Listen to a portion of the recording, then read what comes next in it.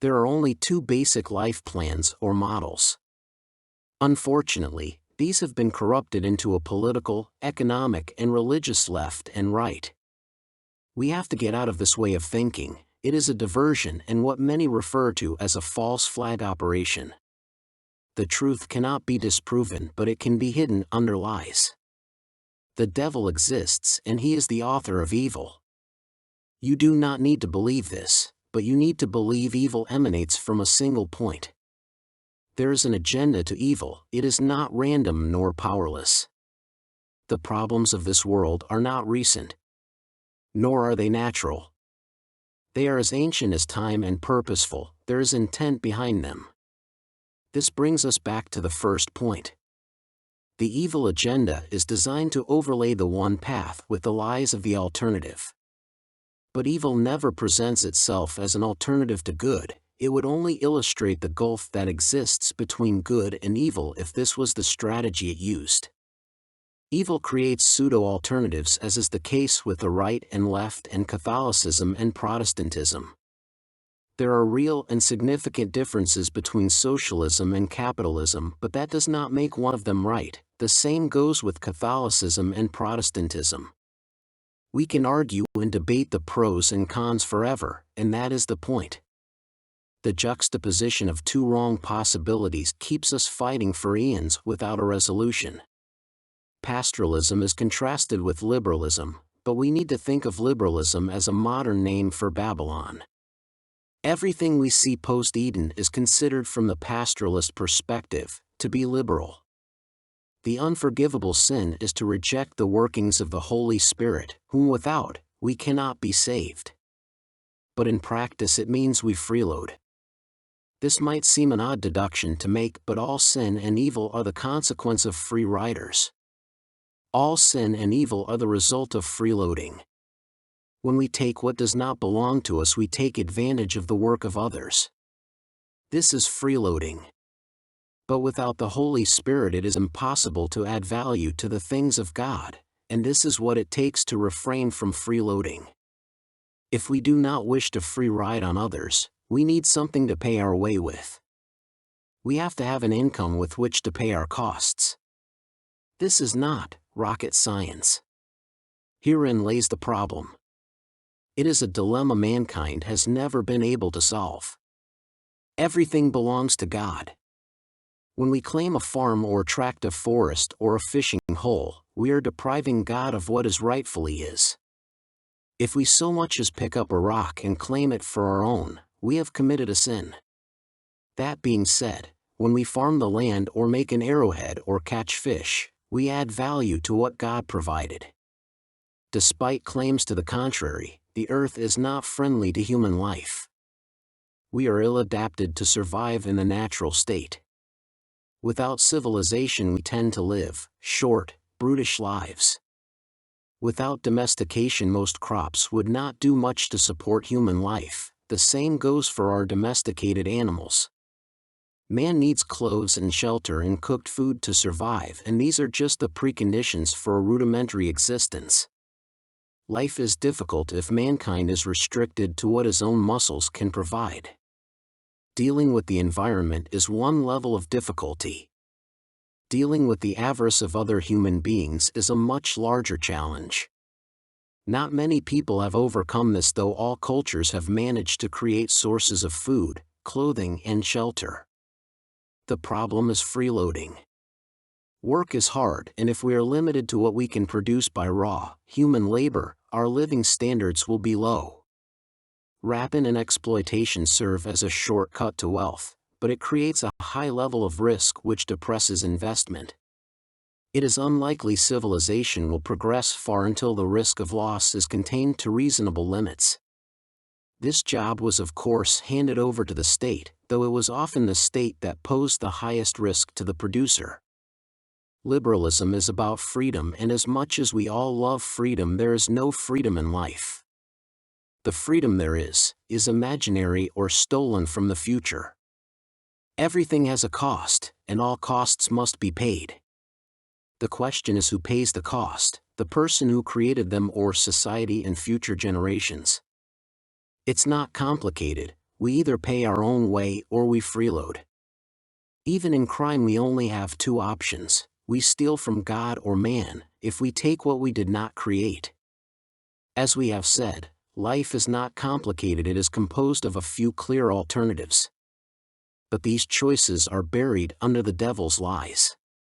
We cannot have a clear choice unless the alternatives are clearly delineated. It has been said we either freeload or pastoralize. Pastoralism is creating value through the stewardship of what belongs to God. The key phrase here is what belongs to God. We did not create nature or reality, and we do not own any of it. The state cannot authorize either its own claims or ours. The private and public ownership models are both corruptions. The state claims land through the use of force, then licenses authorized use to its subjects. But this is nothing more than a playing out of the dual doctrine of power: might makes right, and the end justifies the means. These forms of ownership cannot be validated in any other way than through the use of physical force. Even the justice system presumes that if it is not acceded to, physical force will force compliance.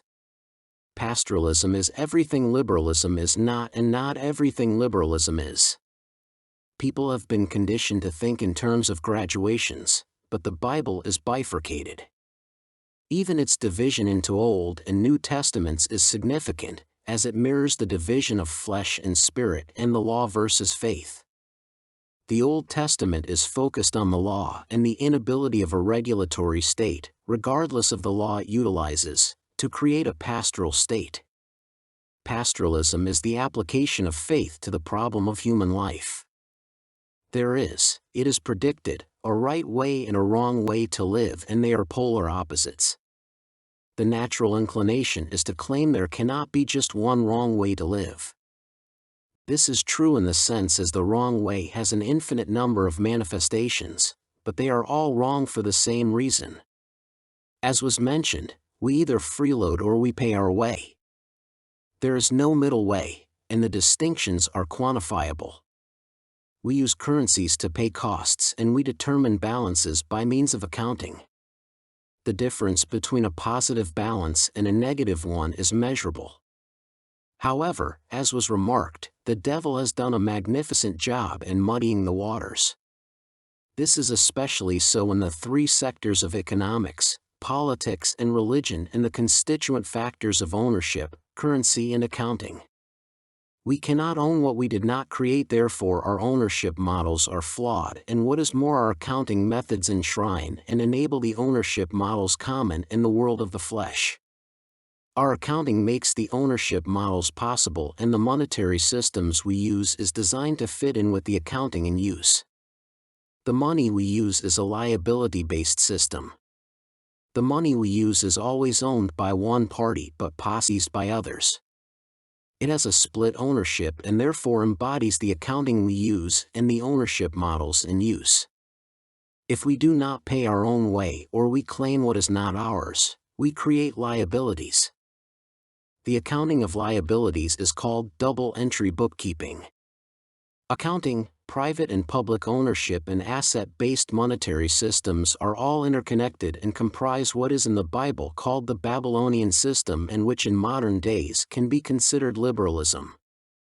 The monetary system, the accounting system, and the ownership models of private and public ownership are all dualist, as is the case with politics, economics, and religion. The dualism runs through everything in the fallen world, but it mimics reality, it does not represent reality.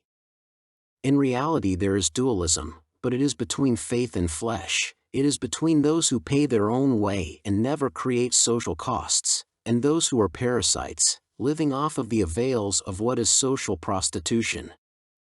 Pastoralists do not own what they do not create, and their currency is based on what we own and produce, not what we illicitly claim as our own.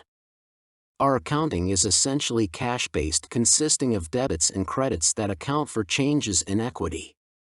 We do not have a column or category for liabilities or assets. Income is money we get, and expenses is money paid out.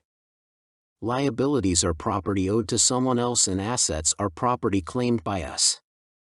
pastoralism is based on the model provided by God and called the church. Its building blocks are people of faith. We are good in believing in God and the inherent goodness of man. We are far less able to believe in each other to the point where we become dependent on others. It is difficult enough to expose our vulnerabilities to a spouse, never mind a community of people. But this is what a church is. Believing in God and the saving grace of Christ is no more than Satan does. If we wish to move beyond the standards set by Satan and his demons, we need to learn to trust each other. This is what pastoralism focuses on. Trust must be grounded on trustworthiness. Trust is not baseless. If we demand trust from others in order to exploit them, we are freeloaders and parasites. Our faith must be grounded in faith. We can be trusted only to the degree we trust others. We care to trust others only to the degree we make ourselves trustworthy, because betrayal of trust has serious ramifications. In setting up a pastorate, 3 to 15 people form an association in which they are pledged to build the church, which is the association itself. A pastorate is akin to a market. We build the market or the association by adding value to the assets contained within the association. These assets may be land or capital. They may be natural or man-made. We improve their value and in so doing add value to the pastorate. We are paid for the work we do because work adds value to assets. This value is denominated in equity, which is issued as preferred shares. Preferred shares serve as the currency of the pastorate. 1 hour's work is worth so many preferred shares, equal to a living wage. As a currency, preferred shares are issued as prefers and designated by the symbol. The key to understanding pastoralism is our approach to responsibility. The church, in a pastoralist environment, is a pool of assets which pastors have assumed responsibility for. Those in the pastorate are all pledged to steward these assets, to use them for the good of all. Value is added to the assets to increase their value. This work is paid for at an agreed-upon rate. The income can then be used to purchase goods and services from the pastorate. Pastorates are begun in faith with people of faith. We trust one another because we have assumed responsibility for the assets that form the church.